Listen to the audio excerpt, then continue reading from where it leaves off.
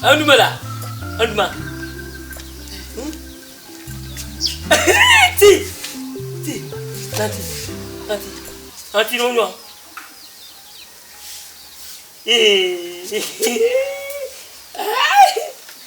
Ti.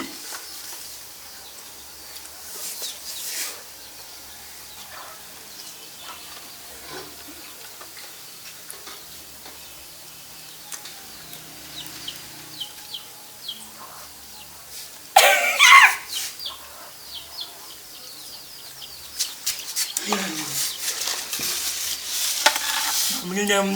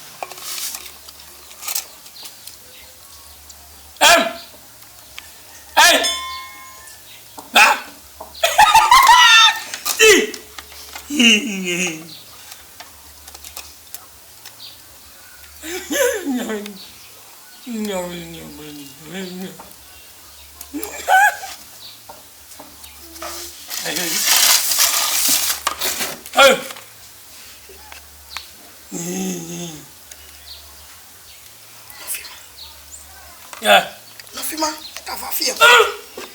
Tutu, ejua.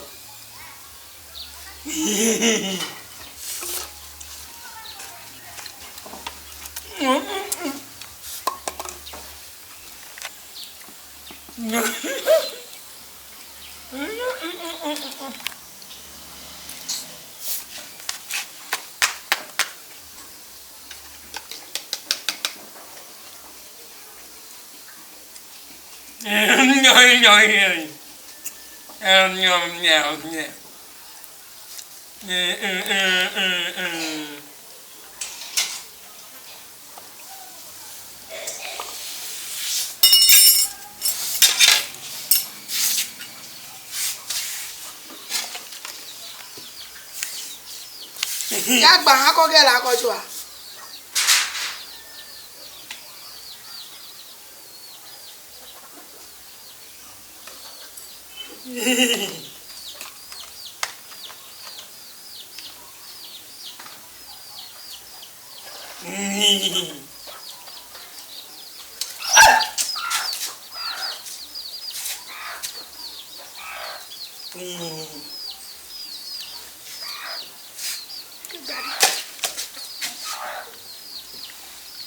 Cuidado aí embaixo.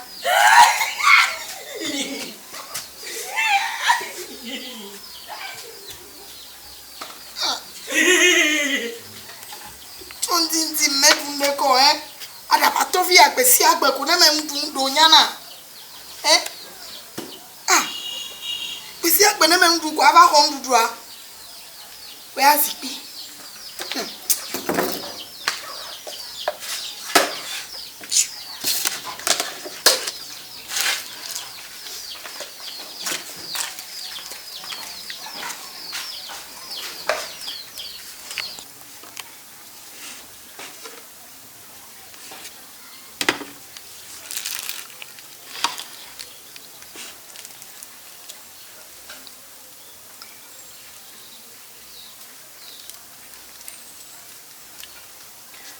Yes, you have been all over. Oh, you're off your bee. Do I am a woman?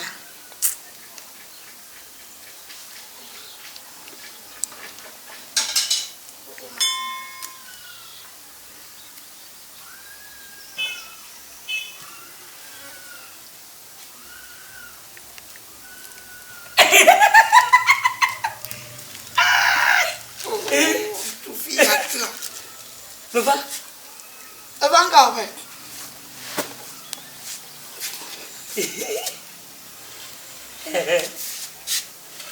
Que t'as dit? Non. Non. Non, non, non. Non, non, mon fier. Ah.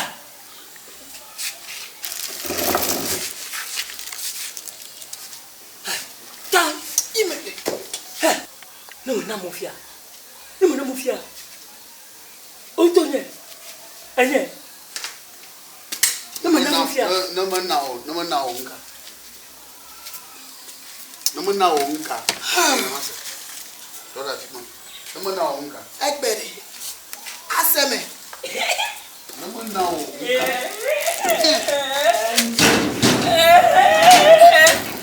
Akpe. Nama na onka. Nama na onka. Tobi Fousseni akpe no. Si adene ma na ma tobi avakwa. Va fi. Ne nyeme na iwa ka wo macho iye fuke. Besi agbero. Abona ni. Va fi. Abona ni be sebegbe. Nama na onka. Mama oto, ma oto. Nama na no awodo. Akpe. Nama na awodo. Nama na Oto. Na oto. Nama na awodo. Va, va. Va. Kai. Besi agbe ko ne be ma dun ko ntu fi ya ko na. Papa ko mo de dia. Pak ko mo de ma. Foto. Foto. Na we. Ah, besi agbe ko ntu fi of dem. E gomere. Tobi na we bona do semelo. Ne ga va pe. Foto. Ne ga va pe ma into aseme. Foto mo cha. Ah.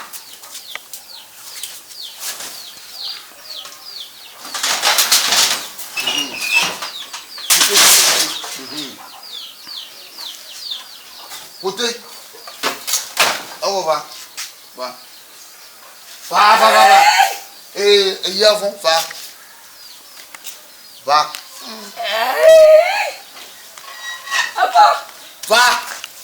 comme ya.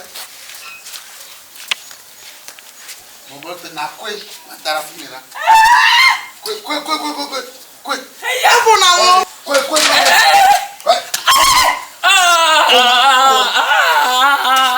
Comment? Fati. Apa vi? Bon te. Jengo moi. Jengo. Faut maman tu es pas. Faut maman ta maman. Me jara bo. E po ma. Ndeko ya wa ga la sinyo. Pa le maman non du vivre pour ha mo kona ya kore. Tonto ya be no ya no wa ko ndu be sa. Faut ta ye. Besi agbela.